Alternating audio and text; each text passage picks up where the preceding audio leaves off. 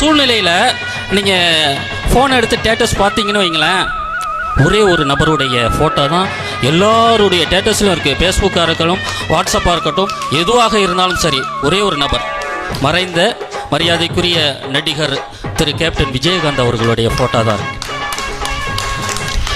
நம்ம இங்கே போனோம்னு வைங்களேன், அன்னதானம் எங்கே போடுவாங்க அப்படின்னு போவோம். அன்னதானம் போடுறது கோயிலில் போடுவாங்க, இல்லை ஆலயங்களில் போடுவாங்க, இல்லை சத்திரங்களில் போடுவாங்க. அது என்னைக்காவது ஒரு நாள் போடுவாங்க, ஒரு விசேஷ நாளில் போடுவாங்க. ஆனால் சினிமா துறையில் உள்ள அத்தனை பேர் மட்டும் இல்லை, யாராக இருந்தாலும் சரி, ஏழை எளிய எந்த மக்களாக இருந்தாலும் சரி, அனைத்து நாளும் அன்னதானம் போடக்கூடிய ஒரு இடம் இருந்தது என்று சொன்னால் மரியாதைக்குரிய கேப்டன் அவர்களுடைய வீடு.